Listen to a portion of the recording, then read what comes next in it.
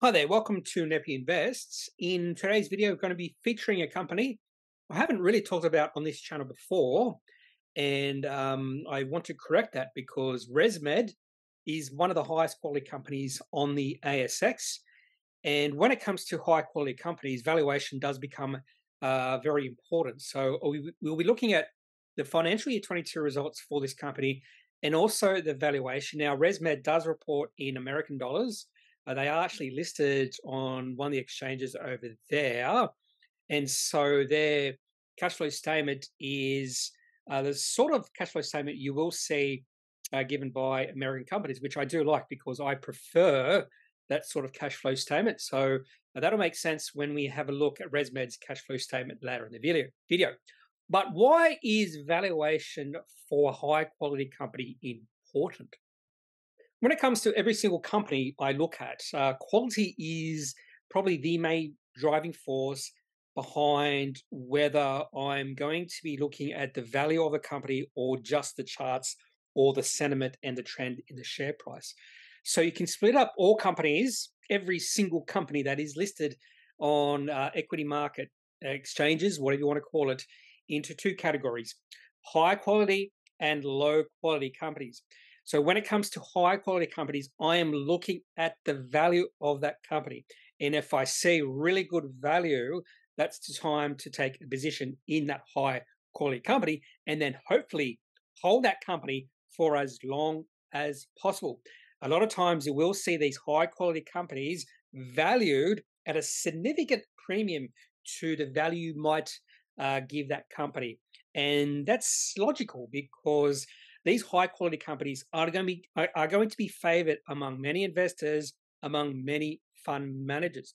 Now, if you listen to podcasts, and I listen to a lot of investing podcasts, and a lot of investing podcasts just focus on high quality companies, and they will tell you just find high quality companies and buy those for the long term, which is a really good investing strategy.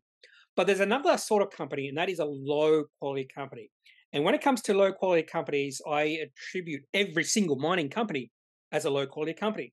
And the reason I say every single mining company is a low quality company is simply because they are all price takers. And the very fact they're price takers make them a low quality company.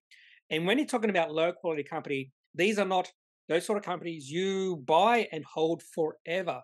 Trend and sentiment becomes really important for these companies. And even if you want to focus on high quality companies, sometime you will see, particularly at the bottom of the cycle. And for these low quality companies, cycles become very important. And again, mining companies go in cycles. So a few years ago, about 5 or 6 years ago, if I remember correctly, iron ore was out of favor. Iron ore prices were really low. Fortescue Metals share price fell off a cliff. Rio Tinto, BHP share prices were historic lows. I think BHP at one point got down to as low as $15. That was the time to take a position in these companies when sentiment was absolutely at the lowest point. And then eventually, iron ore prices started to go up, and that's the time to take a position. Just follow the trend of the share price, follow the trend in the underlying commodity, that sort of thing. And right now, I'm looking at coal companies, and the PE ratio of a lot of coal companies seem really, really low. We're talking about 4 or 3. So you might be thinking these coal companies are valued really low, but there is a reason behind that. And this is probably the worst time to take positions in coal companies because the underlying commodity more than likely is going to be a significantly lower price in the future than it is right now. And these coal companies have no say in it. They just got to have to sell the coal at what the underlying market wants to sell or buy their coal at. So again, I will not look at mining companies, but I prefer to buy mining companies when there's really low sentiment, when the underlying commodity is at the lowest price. Now is not the time to be buying coal companies. That is just my opinion. So when it comes to low quality company, it's all about trend and sentiment. And when you look at the trend and sentiment, looking at charts is really important. So I will focus on charts for those sort of companies. When it comes to high quality companies, charts and the trend and sentiment in the company is less important. Now, sometimes I will consider a company to be high quality, and then in the future, I will change my opinion, and that company will become a low quality company. A perfect example of that might be Appen, A2 Milk. I probably never considered those two companies as high quality, but they were trending towards becoming high quality companies. And then things changed, and I would consider those companies more towards the lower end of the quality spectrum. So if you do have any questions about how I consider or how I determine what companies are high quality or low quality, I'd love to hear your thoughts and your questions. So leave in the comment section of this video. So even though for a high quality company, I tend to not really focus on the charts, and that is true for ResMed. ResMed is a high quality company, but sometimes you can just see the quality of the company by just looking at the long-term chart. So this is ResMed chart over the past 10 years. And the share price of ResMed has gone from the bottom left to the top right. And this is a really good indication that ResMed is actually a high quality company. Now, some of this movement in the share price over the past 10 years is because of financial expansion. The profits of this company have improved over the last 10 years. But some of this increase in share price over the past 10 years is because of multiple expansion, PE ratio increasing, price operating cash flow increasing. And that also happens to high quality companies, because as the market realizes a company is high quality, they're actually going to pay a premium to be holding that company for the long term. And that has happened to ResMed over the past 10 or plus years. Now onto the financial results for ResMed, the financial year 22 results. Now I have converted some of these or all these numbers to Australian dollars because they report in American dollars. Current share price, $34.80. That gives the market cap of this company 50.6 billion, and that is trending higher over time because this is a high quality company that is growing. And that is one of the things I am looking for to determine whether a company is low quality or high quality is growth over time. And if you do look at, say, BHP, you'd say over the last 5 years, that company has grown.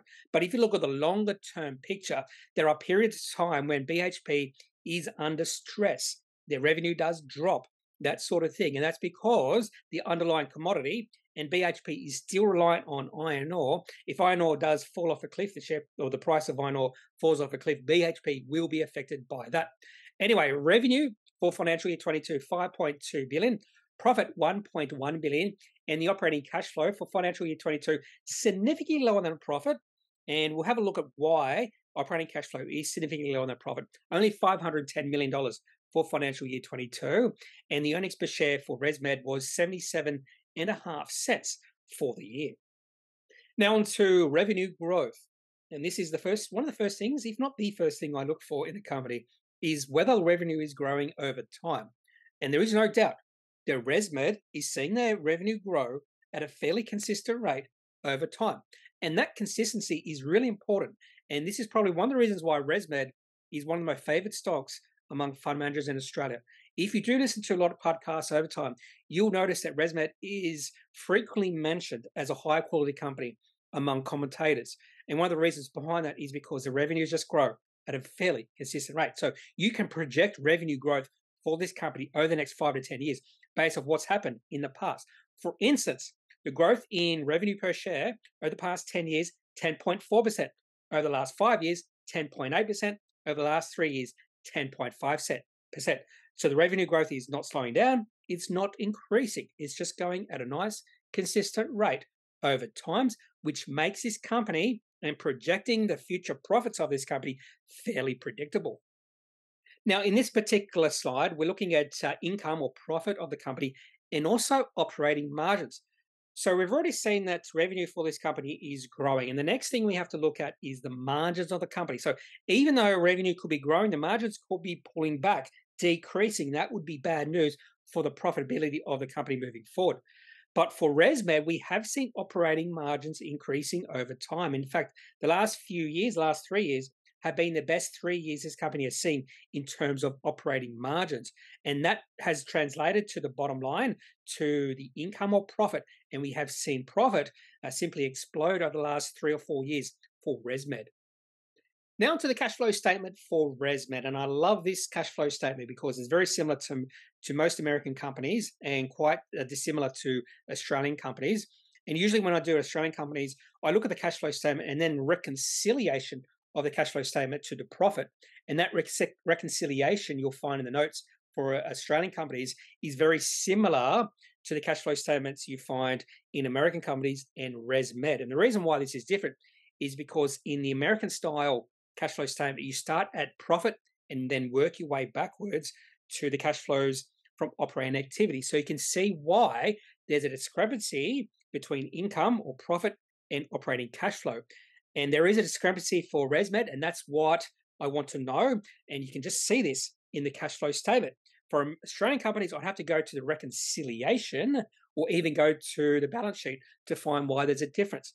So with ResMed, profit of 779 million and operating cash flow of 351. So significantly lower the operating cash flow this year than profit. But if you look at the last 2 years, operating cash flow has tended to be greater than the profit.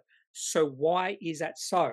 So usually the first step is depreciation and amortization. But amortization or depreciation and amortization, about $159 million this year, and very similar the last 2 years. So that's not the reason why there's a discrepancy between profit and operating cash flow. But if we look at the last 3 lines, and this comes back to changes in working capital, inventories. So an increase in inventories of $311 million in the past year.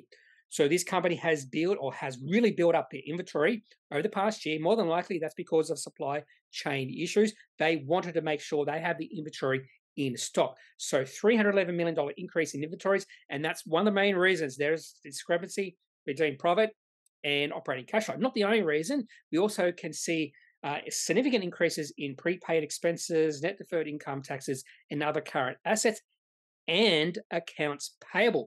If we actually combine inventories, prepaid expenses, and accounts payable, that's totaling about $710 million. If we add that back to the operating cash flow, we get a number of greater than $1 billion. So that's more in line with what we've seen over the past 2 years, where the operating cash flow is greater than the profits. So just don't look at the operating cash flow of a company. You also got to understand why there might be discrepancy between the profit and operating cash flow.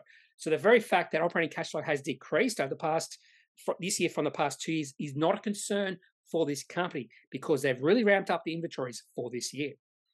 Now to the valuation of ResMed, and I've also decided to include a reverse DCF. I decided to do this for all companies a few days ago. So the PE ratio of ResMed 43.9, price to sales 9.7, price to operating cash flow seems a bit high, 98.3. The reason behind that is because that build up in inventory and operating cash flow for this year, I think, is much lower than it should be. And I wouldn't be surprised to see the operating cash flow significantly higher than profit in financial year 23. So I don't want to just focus on one valuation metric. I want to look at a number, because if I were just focusing on the price operating cash flow, I probably would consider ResMed to be significantly overvalued right now. And if you do a reverse DCF, so I never do DCFs, I just don't like to do DCFs, but I don't mind reverse DCFs. So reverse DCFs, you have to, you can see what the growth of the company has to be over the next 10 years. And this is not operating cash flow because of the very low operating cash flow for this year. So I use earnings per share to determine the reverse DCF. So earnings per share have to increase at 25% over the next 10 years to justify the current valuation of the company. And this company has been increasing, say, their revenue at 10% per year, have been increasing their profit and operating cash flow at a little bit higher rate.